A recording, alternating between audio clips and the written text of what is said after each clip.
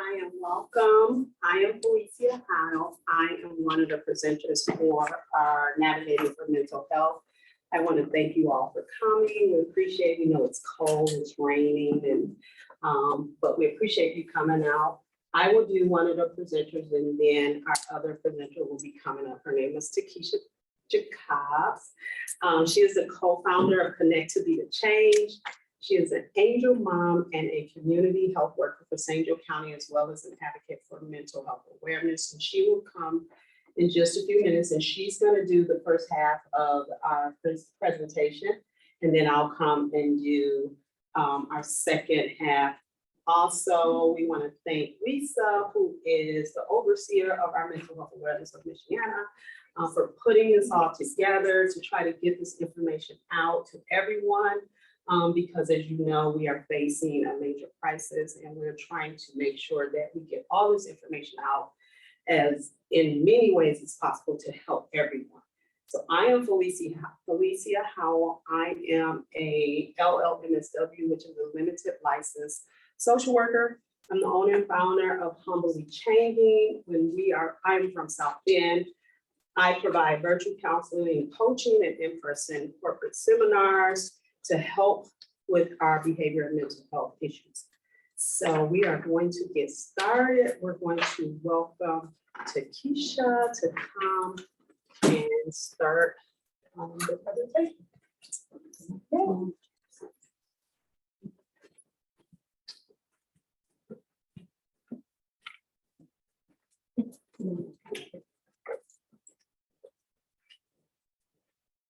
Okay. Thank you. Hello. Hi. Hello. How is everyone today? Good. Thanks, smiling faces. My name is Takisha, as Felecia said, and I am here to do the first part of our presentation. I want to start with this here. I don't always talk about mental health, but when I do, is to erase stigma and educate. And that is, those are words for me to educate. That is what I do.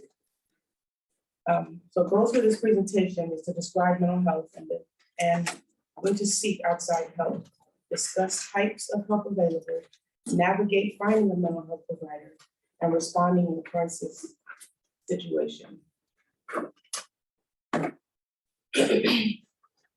So why are we talking about navigating the mental health system?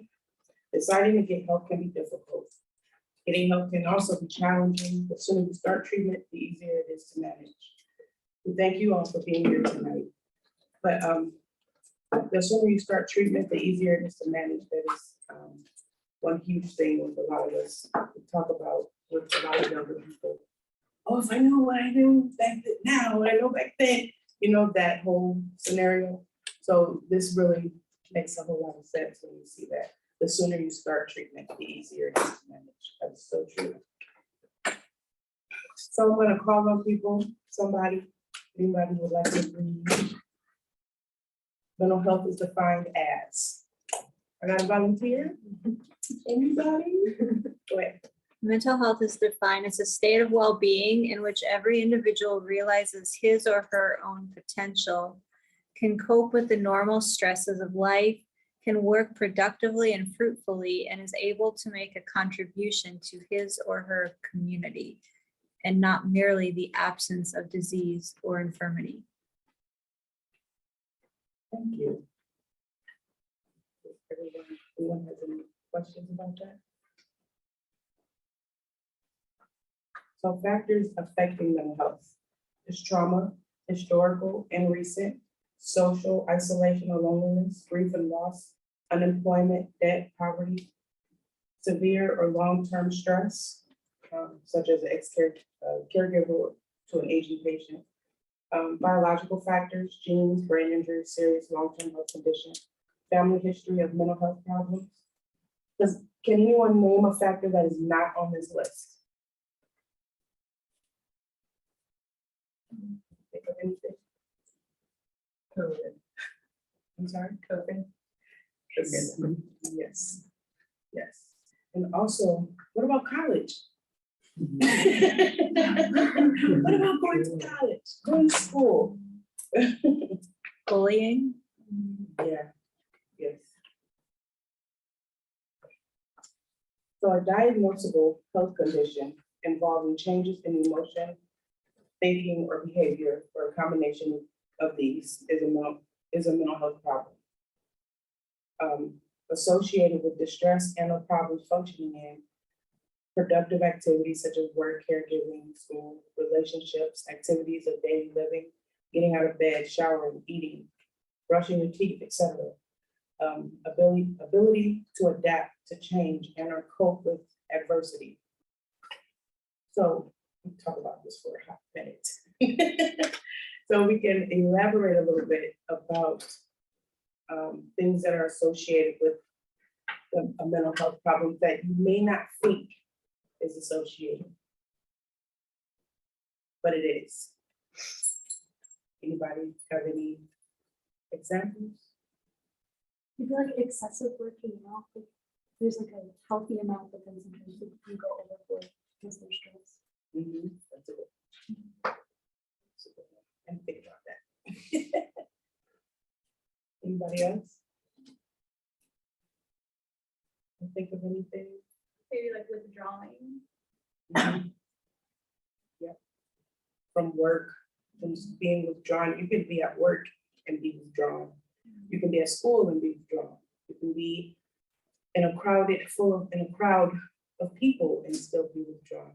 And that could be it could possibly be some kind of mental health problem if you are withdrawn a lot. So it is a good idea to go and maybe seek some help. And some more examples of a mental health disorder are anxiety, panic disorders, major depression, addiction, substance abuse disorder, post-traumatic stress disorder, and eating disorders. And these are some of the examples of mental health disorders. The fact is 50% of people with significant mental health concerns do not seek help. What do you think prevents people from asking for help? Stigma, money, accessibility. Anybody else? I think just not knowing how to get that help we need. They may not think they need help. Haven't acknowledged it yet. Those are all things. I had an issue with it as well, and we were taught to not.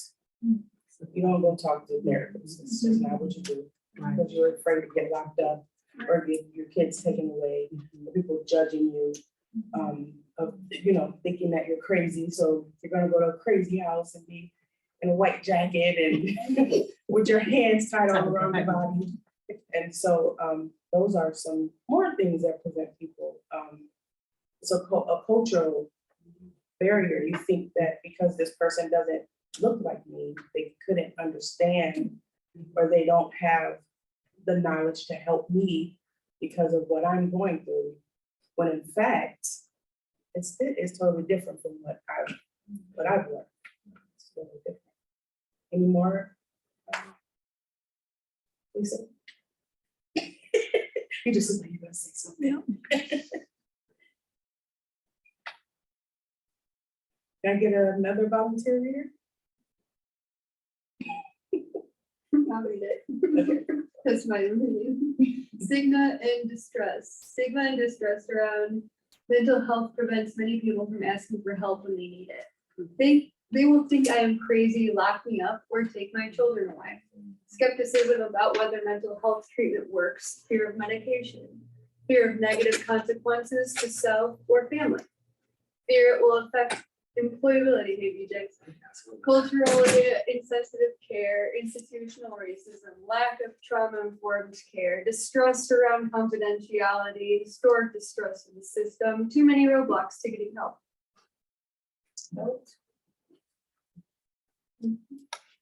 So is my problem serious enough to get help? How much are my symptoms interfering with my ability to function at work, at home, and at school?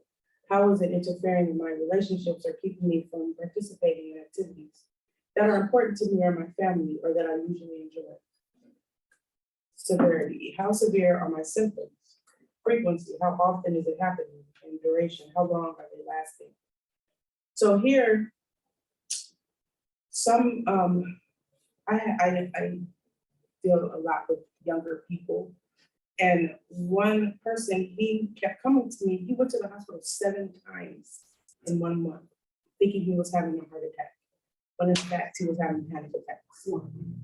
And so that is, you think that it's a medical issue, when in fact, it's actually a mental health issue. And it's not, you hear mental health and you think crazy. And I am constantly telling, especially people of color, you're not crazy.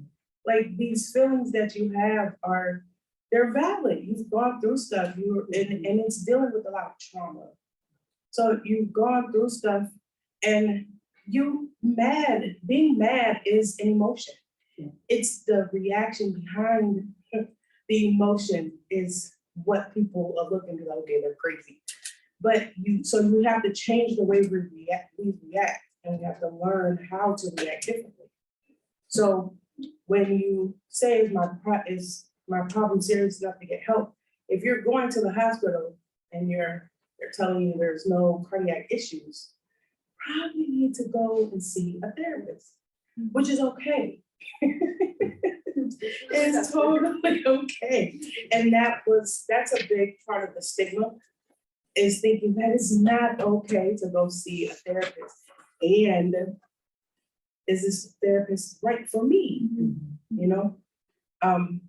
So that kind of tied into the severity, the frequency, and the duration. How long is it lasting? So yeah, depending on what the issue is, but it is always okay to speak to somebody about what you're feeling, how you're feeling. That is something that we need to let people know, that it is okay to talk to people that you trust. And it's hard to trust at times, but it's okay to talk to someone about what you're going through, because they help you with a different perspective on it. And so what types of help are available? Self-help. That is, but we all know sometimes that self-help isn't always helpful. We need somebody else sometimes. Friends and family, your family doctor. Okay. Friends and family, your family doctor, community support services, pastoral or church, peer support groups, coaching or mentoring, traditional counseling, psychotropic medication, crisis hotlines, and services. This one, they just wanted to come up. So the mental health, let's go back. Okay, so what types of help are available? Besides what you see on here, you guys have any other types? Prayer, going to God.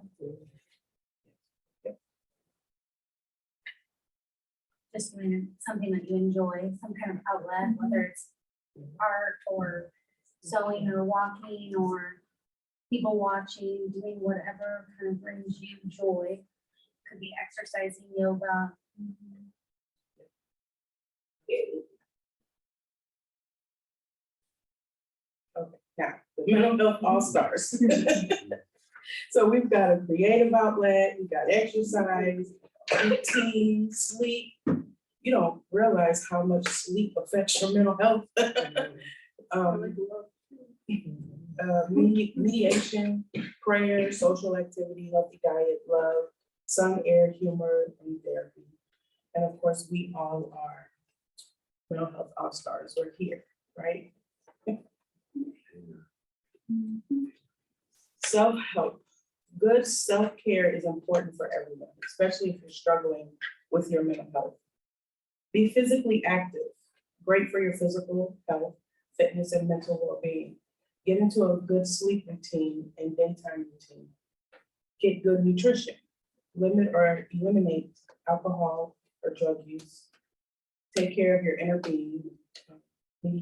Meditation, mindfulness, prayer, whatever works for you. Volunteer to help others. and try to stay positive. Humor helps. So does anybody have a self-care routine that they use that we could throw out there? Well, that humor helps makes me think. Telling jokes, it's funny because I say my name and people laugh because it's Brandon James Woodcocks. Ha ha ha, it's BJ Woodcocks post 2020 now because people tell me to let's go all the time. I'm already 20 minutes late.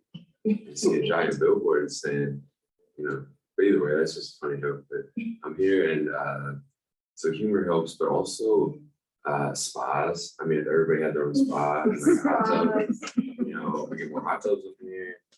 But that's the thing. that's like if I ran the schools, I'd say everybody gets their own like yoga time, and I'm actually babysitting too, actually. So a 2-year-old and a 4-year-old. So it's taught me a lot too about like the things that they say. Like even they were saying like I'm not anxious at all. Like he was asking about my parents and stuff. I'm like, I never played video games like this with my dad. And that's pretty cool, and it's like, but then it's just like the fact that they were both wanting to hang with me. And then the dad was getting jealous, and that's not kind of weird. So I had to go. And all the dogs are hanging out with me too. And I'm like, I don't like, well, I mean, I like dogs, but like I had a fear of them growing up too. So yeah, but that was mad respect for dogs, German shepherds, like, but anyway, so humor helps and hot tubs too. So Anybody else? For me, turning off my phone and just taking that break away from social media, because sometimes that can be not the main cause, but sometimes it clearly can be a lot of things. Yes. I completely agree with that. I'm sure a lot of us would agree with that one in here. Anybody else? I do workbooks. I actually have like some self-help workbooks I do like at my lunch hour. Actually helps me like write down and mind map a lot. Where do you get those self-help workbooks from? So I mean I look them up, but one of my favorites is actually Unlearn Your Depression and Anxiety by Dr. Howell. I really enjoy that one. It has a lot of like activities to do. I actually am on the Elkhart County Suicide Prevention Coalition, so I'm just kind of seeing. I was excited to see you guys were here, so I wanted to kind of come and meet you. And but yeah, those are things that I do. Well, go ahead. I find that like times of worship actually helps like reset me and helps a lot. I'm aggressively nice to myself in the mirror, and it seems to be helping. so, or I guess just extremely positive. Aggressively.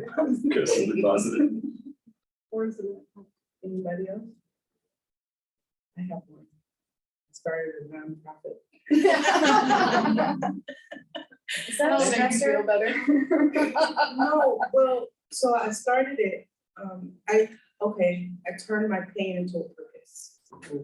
So I lost my son at 15 years old to gun violence.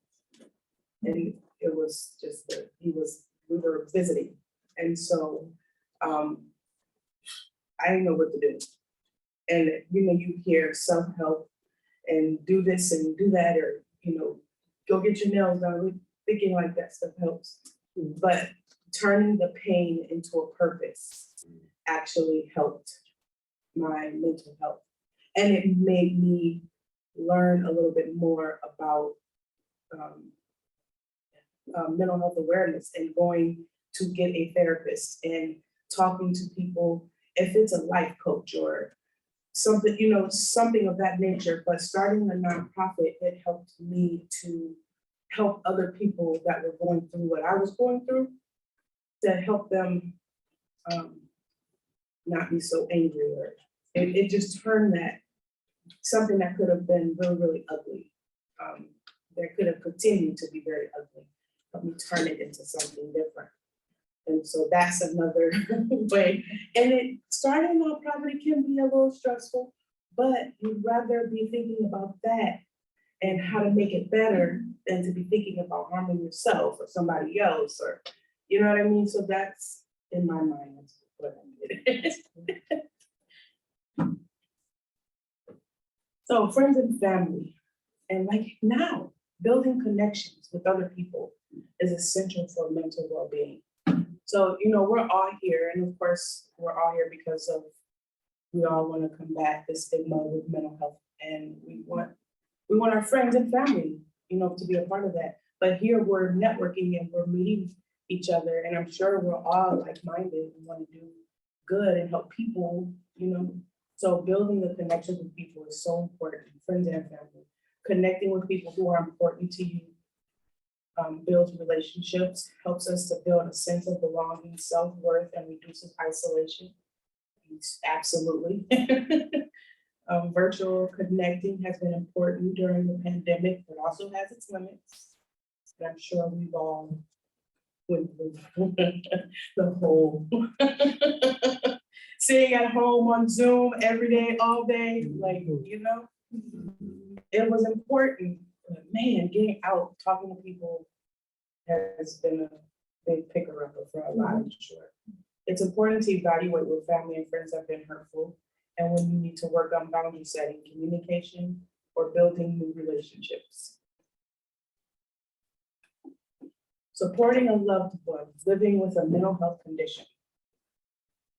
3 things to let them know is you're not alone, you will get better, and it's not your fault. You're not alone does not mean that you have to talk to them while they're going through. You have to be a good listener. So like, I would come out of my room in my darkest days, and it was like 20 young people sitting in my living room. As I said, my son was 15, but I didn't talk to everybody. But coming out, and after so many times of coming out and seeing all these people there, I knew that I was not alone. So it didn't matter if we were having long conversations or not, just people being there. So, you know, when you're supporting a loved one with a mental health condition, which I was severely depressed, I had PTSD extremely bad, and I've been diagnosed with these things. But knowing that I was not alone made a world of difference. And you don't have to talk. You can just be there and let them talk or cry, or just hug them, hold them. Like that helps when that helps supporting a loved one. And then you will get better. Things will get better. You eventually start to cope. And it's not your fault. And a lot of times it isn't. It's just life's crazy journey. So community support. How can I find out about services available in my community? 211 are public libraries, and here we are. Be Well Indiana, churches or community centers, United Way, SJC Cares, The Source, Beacon Community Impact, Health Department, community health workers, and of course, MHAM. And we do have some handouts for some a mental health screen, and they're back here on the back. So we'll make sure you guys grab. Here's support groups. Joining a support group of people experiencing similar problems can help validate what you're experiencing and reduce isolation and stigma. Peer-based recovery support, mutual help organizations, self-help groups that are free and peer-led, organizations that have started in the addictions recovery community, but exist for many different issues, in-person and virtual options.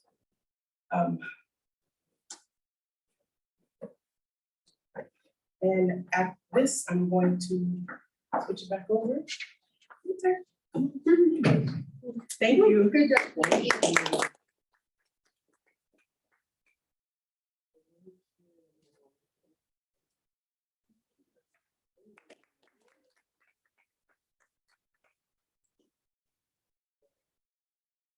We're gonna start by the coaching and mentoring.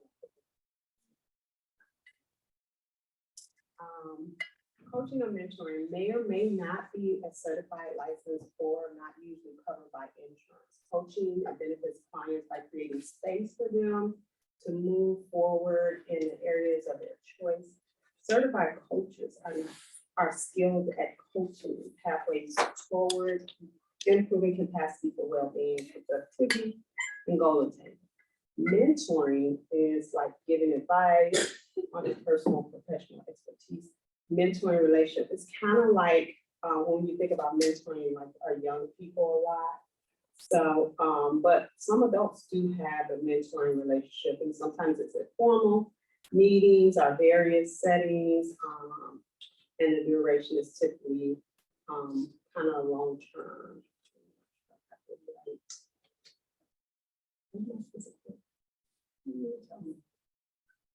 There we go. All right. Traditional counseling. That is a person that has a master or a PhD training, intern and training under the supervision of a licensed provider and reviews. State license ensures that providers meet professional standards like our licensed clinical social workers or our PhD psychologists and psychiatrists and things like that. Reassure the public that the providers and the standards, they have like a bunch of criteria that they have to keep, like every so many years, they have to do like different trainings and things like that. They want to say, keep them in good standing with their behavior license board, following the ethical practice standard and the HIPAA compliance, and everyone knows, you can see it's highlighted about the HIPAA. The one paper, whenever you go to the doctor, no one ever, have anyone ever read it?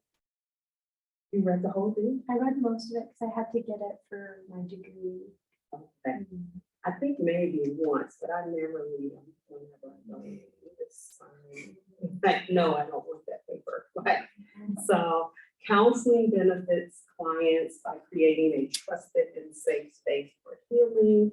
And I think this is with any person that you're kind of talking to, like a coach or a therapist, a mentor, you have to build trust. You got to build that relationship.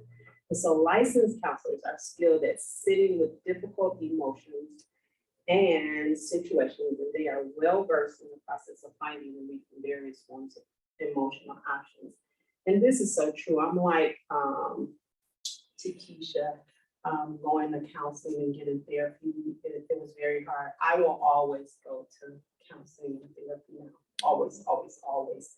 But it's like a taboo in some cultures where you don't go, you just don't. And like she said before, it's really hard when you go in, and I had someone ask me this, why aren't there anyone that looks like me? And so it's very hard, but once I finally got over that hump to go, it's amazing. You know, it is really amazing. So I always tell people never fear. And I always tell people that finding a counselor or a therapist is like trying on shoes. You have to find the one that fits. And sometimes you have to go through various different ones to make sure you guys are like a match. But whatever you do, don't give up, because it's always somebody for that person. So, but it is amazing. I will probably be in counseling until I'm like on my deathbed. Serious. That's how much I love to be able to talk to someone about whatever, knowing it's only going to stay there. That's so important. So medication, AKA psychotropic medication, it can reduce or eliminate symptoms and improve daily functioning for people dealing with mental disorders. Medication is on its own therapy. Medication on its own or therapy on its own. You want to kind of do both of them. That's what it's really saying. So research validates that the gold standard for treatment is a combination of both medication management and therapy. Everyone don't have to do medication. But I've worked with clients that they actually couldn't even focus to get started with their goals because it's so much anxiety and so much that we actually had to do that in order for them to be able to focus to do what they needed to do. So it's not anything that's long-term for most people. I can't say everybody, but it works. I can vouch because I've tried it before. Especially when you like have anxiety and things like that, it's very good for sleeping. So for me, it was. Most of the effective treatment is to reduce or eliminate the symptoms, and each can work on its own, but they do different things. And we all know that every medication has its own effect on whatever it is that you're taking it for. individual's decision made in consultation with a licensed medical provider. So you want to make sure that the person that is providing it is someone that is licensed. Licensed clinical social workers do not provide medicine. Social workers, although you have to go to a doctor or a psych. Those are the people. I believe that's it, really. I believe those are the people that provide the medication. All medications have particular side effects, which have to be evaluated along with medication effectiveness or the prescribed dosage. Who can prescribe? I just talked about this, I'm sorry. Primary care, general practitioner, family medicine, OB/GYN are often comfortable with starting on these psychotropic meds. Some may choose to refer out depending on the diagnosis, and that's so true. Some of these doctors are like, nope, we need to send you to a psychiatrist. And that's where the psychiatrists come in. There are MDs or DOs that are specifically trained and specialized in these particular psychiatric medications. We have a psychiatric nurse practitioner who is specifically trained and specialized in psychiatric medication. She manages it. She can do pretty much and collaborate with the doctor and things like that. All health and mental health professionals are required to follow the HIPAA law. There's a lot in that HIPAA law. I haven't read it, but probably one time. So I need to finally look at it. So this is the anatomy of a good therapist. Don't you look lucky? This is what they do. They ask questions. They are good listeners. They're empathetic, give homework. They have mutual understanding with their clients. They check in on your progress, keep up with new psychology info, to do research. They do all this stuff. They're not trying to be a brand, even though it kind of seems like that. But they're there to help you, and eventually, you don't have to see them either as much or not at all. So they keep all your information confidential. And they connect with you as a client. They make you feel safe and comfortable. There's no judgment. And remember, they always remember to discuss previous sessions. This is our typical. I don't know if anyone has, and you don't have to raise your hand, have been to a therapy, but there was a video that I watched, and I think I told Lisa. It seemed like all of the social workers had sweaters. Look at this sweater. I do. See? And there was a video on it's weird, she's coming into her office and every day of the week, she has a sweater, and we always do that. I don't have mine today, but I do have it. I have every day. And you always do it. And it was so funny on this video, she's coming into her office and she folds her sweater, she sits down because she's ready for her client. And she comes in the next day and she has a different color. And every day she folds it. So this is why I laugh at this, because this is a typical, I don't know, but I know I'm that person. So when and that's crazy, because it's not even cold. I have a sweater. So, it's crazy. I don't know. It's a social work thing. I don't know. Finding a mental health provider. Where to begin? What's important? You can start here at MHAM. But what's important is what's important to me in a therapist. That's how you want to look. What are you looking for? And you can find them everywhere. Now you can Google anything.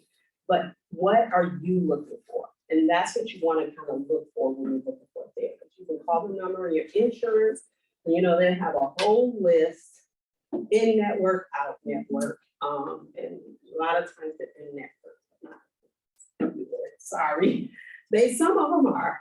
Or you can talk to your medical provider, and they usually have really good, resources. Some clinics have these behavioral health embedded into their physician's office, like HealthLink and even Warner.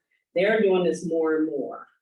They're trying to get these clinicians into the doctor's office. So if you decide to go to school for social work and you have to take out loans, there's a benefit in that, where you can go work for 2 years and pay some of their loan off or 2 more years. So that's how bad they're trying to get them into the doctor's office.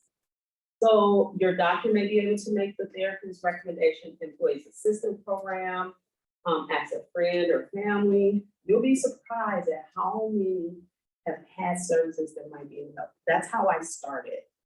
Someone referred me. And I was so scared. I was like, gosh, I can't. So when I got there, the person that referred me was leaving. I was like, because I want to cancel. Serious. So you'll be surprised how many people you know that probably have tried. And Psychology Today is a website where you can search out and to find a provider.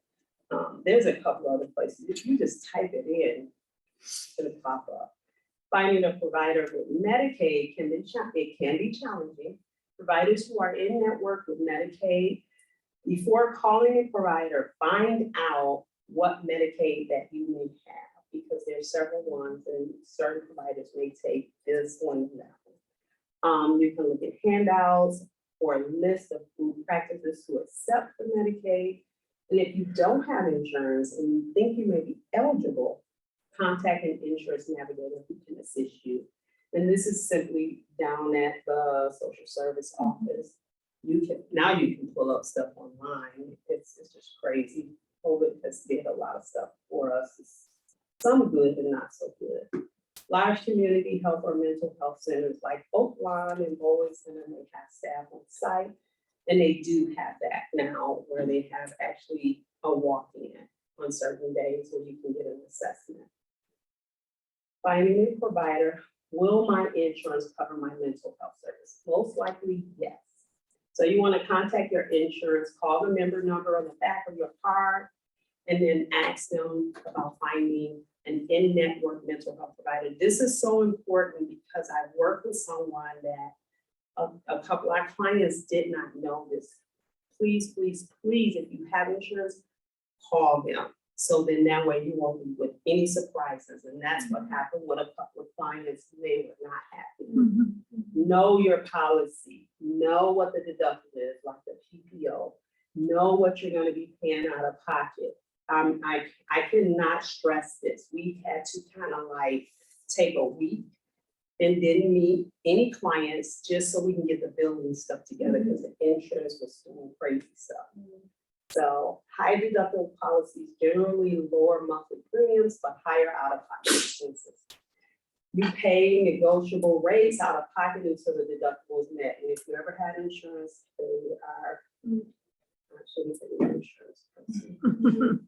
PPO, preferred provider organization, are highly monthly premiums but lower deductibles. So ultimately at the bottom it says, as very important, you should have a little bit bigger so we can know. Can you guys see it?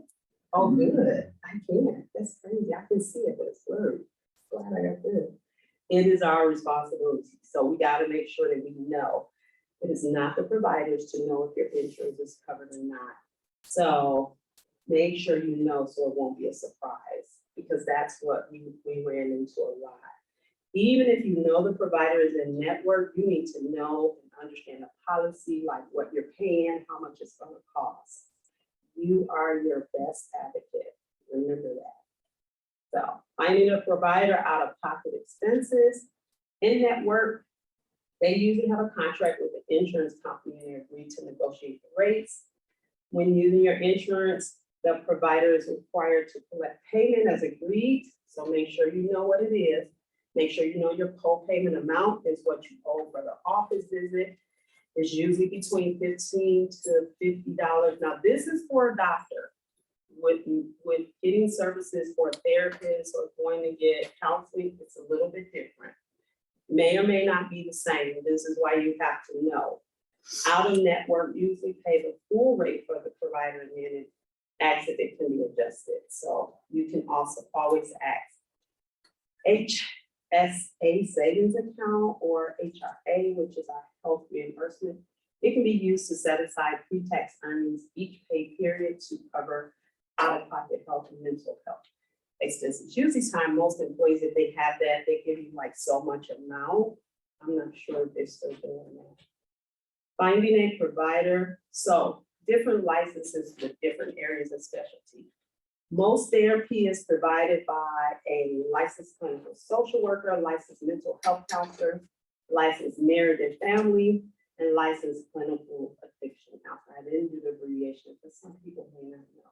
Then you have our psychological testing is done by a psychologist, a PhD or PsyD, who may or may not provide ongoing therapy. Health services provider in psychology, which is HSPP. Medication management is done by a psychiatrist or I believe a doctor. But they try not to do the most in depth. They usually do like anxiety and depression or something like that. This is not a complete list of our licensed mental health providers. So areas of clinical expertise and additional training by vary by clinician, I'm sorry. Psychology to their individual website usually lists their training. So anytime you pull up a person you're looking for, a clinical social worker, something like that, they should have everything on their website or where you can read about what they have, what they provide, they take insurance, it should be there. So we want to make sure we look that up. Finding a provider, so what are you looking for to get help with? When setting up an appointment, let the provider know what you want. This is so critical. I had a person that called me for a consultation. She had about 10 questions. I was actually being interviewed. That was weird, but she knew what she wanted. And I thought that was very, very good of her. Present your problem. What is bringing you to therapy? Important to mention if there is a specific need like trauma, just tell that person what you're looking for. Not every provider is trained to work with every issue. Not every provider will be a good match. We talked about that. Your first session will help the therapist get to know you, and it will help determine if you feel comfortable with the provider or the setting. Therapists receive continuing education every year or every 3 years. They have to do quite a bit of training and things like that. But make sure, please don't give up the first time. If by the third visit, you're kind of like, but at least try it a couple of times because it may just work out. Finding a provider, there are wait lists. And I know if anybody's ever tried to get out there, try to find one, we have quite a bit of wait lists. That's why you have MHAM who's doing their, and then you have Oakland who's doing like a walk-in on certain days for you to at least get an assessment done. So there's an increased demand for mental health services and insufficient workforce. Not enough of us.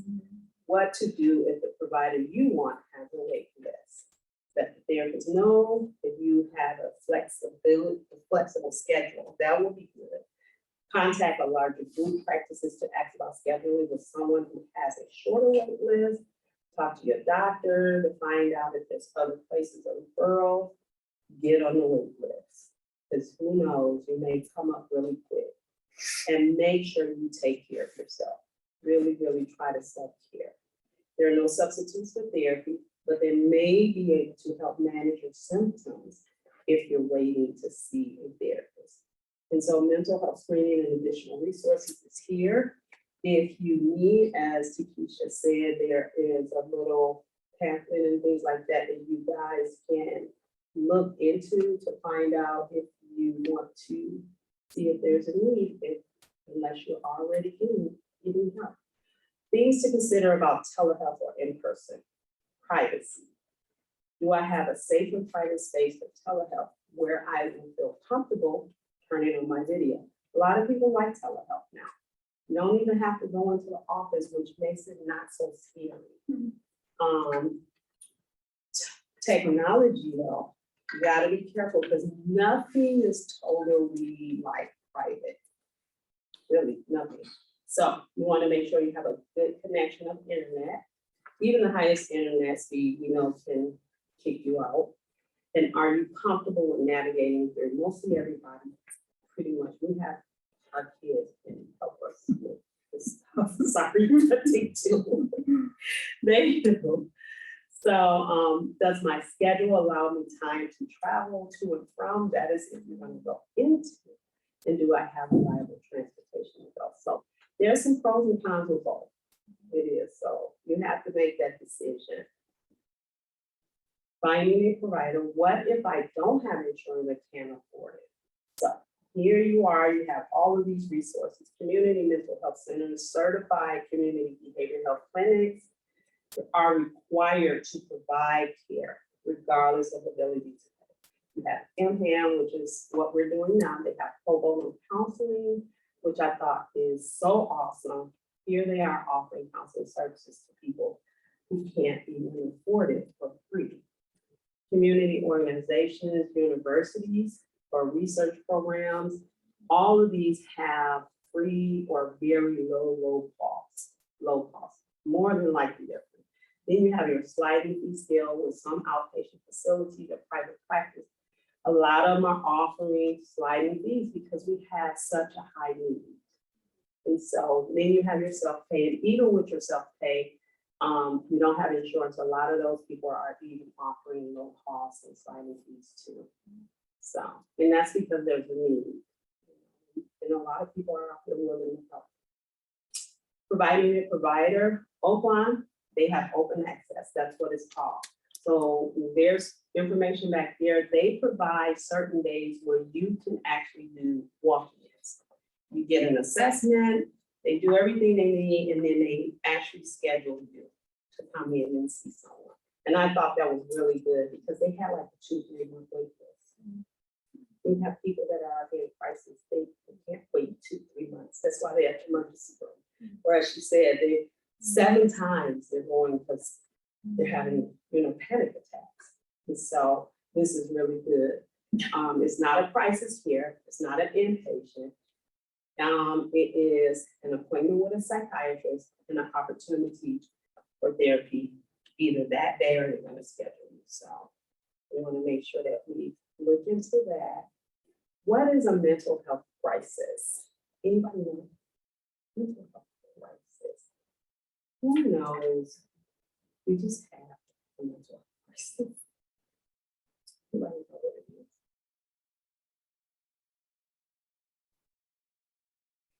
It's when, so to speak from a personal experience, is when you've been pushed so far to the edge mentally to where like you're, from your parents, for example, have raised you to be this, good person.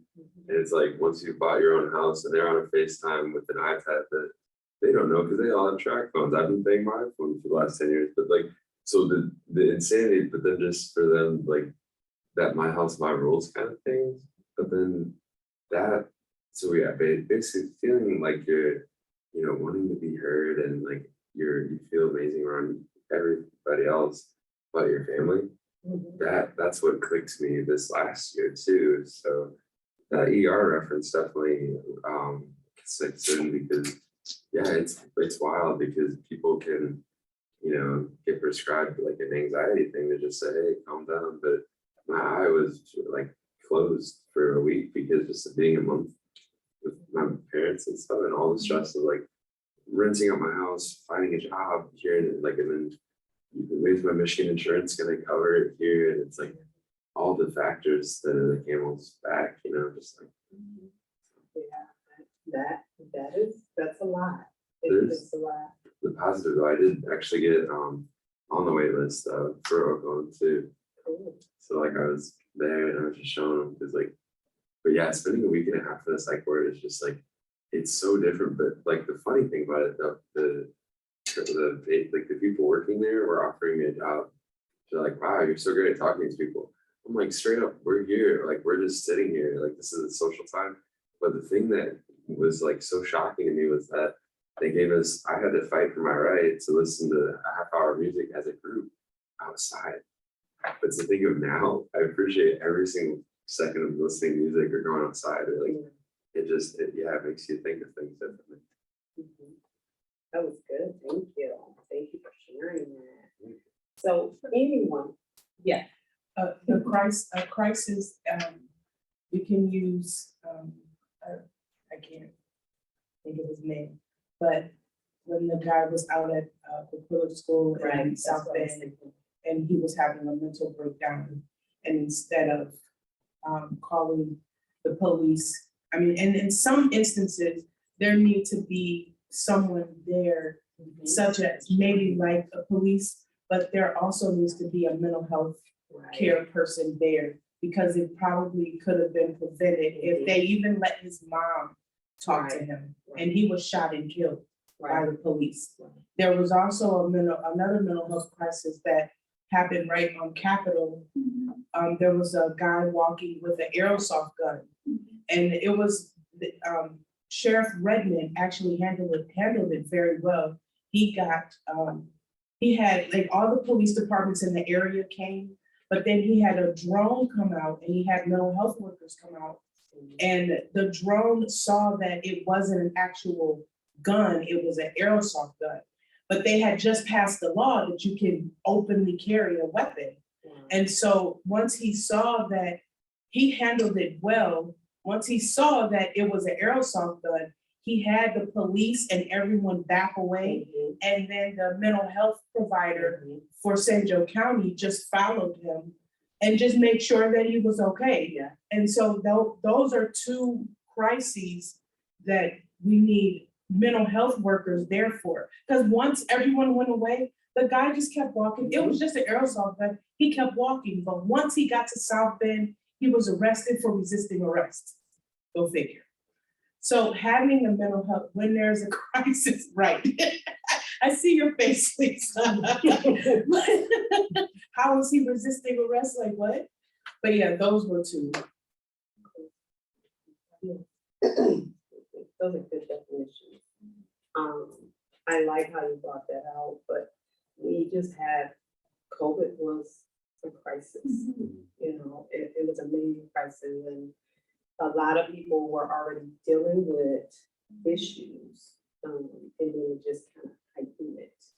And I always say, if you have not ever had trauma ever in your life, you had it now, because we've all experienced COVID. And so we want to make sure that during these crisis times, these difficult times, they're like trouble or danger or distress, we want to make sure that we are trying to find a solution that is needed, and that we can quickly take care of it, emotional and physically, but we don't want to harm the person. That's the thing, because that my heart goes out to what she's talking about. We definitely need that, and they're working on it. They're working on trying to get some things together. Remember, your safety or the safety of the person who's in a crisis or danger, get help immediately. Avoid leaving that person, not to leave them alone if their safety is at risk. Tips for de-escalating: you want to always speak slow and low, like enough for them to hear. But I found your voice, the way your tone is, it can help. Do not argue or challenge the person. Don't do that.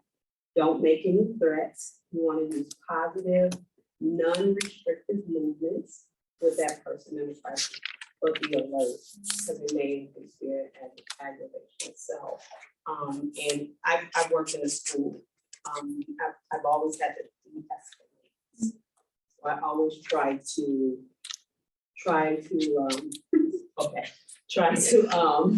lower my voice. So we want to make sure that we do that. And these are some of the examples in the crisis. Sometimes there's substance misuse, aggressive, traumatic like events, or like she said, that person that got shot and killed was actually had a mental disorder.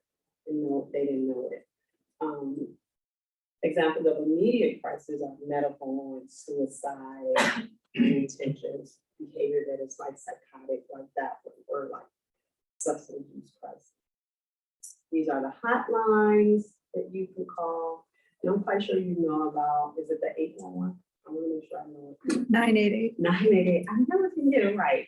And then we had a suicide. This right here, and I always do that. 988, 911, then we have a suicide hotline. These are some of the places that you can contact if you need help. You got it? None away. Thank you. All right. And then they're working on that. They have this from 9 to 5. When I saw that, I was like, how many places have it? Most of them are like late night, early morning, but they're working on it. We have Oakland, they provide phone services in the evening. So if you need to call someone, they have that. Do you have that one? She's right. Just have to like, Sorry. that's okay. I just saw you writing. I was like, I don't know. Got it? And these are other crisis response, Memorial Epworth and an emergency room. You can always go there. If you would like to follow up from MHAM, this is the information that you can use to get in contact with them. Yes. Can you go back to that previous slide? This one. Mhm. There's a lot of handouts in the back of the room that have a lot of the information that's on there as well. Has it for you. I don't see Epworth's phone number and like the age restrictions. So Epworth has, don't they have two different, they have teams and then they have, oh no, yeah, they have teams and adults. For, I believe, Epworth. So I Yeah. have my niece is now 15. But she has been in counseling for probably 5 years, suicidal ideation hospital. Schizophrenia, some other things that are undertreated. And she went to all the emergency rooms, like repeatedly for over 24 hours. Home with suicidal ideation with a plan. And they wouldn't take her because she was, at the time, she was 12, not 15, but there's additional. Yeah, they're pretty far Yeah. for a youth. They usually, Epworth and Oakland usually don't have them under that. They usually like 2 hours away.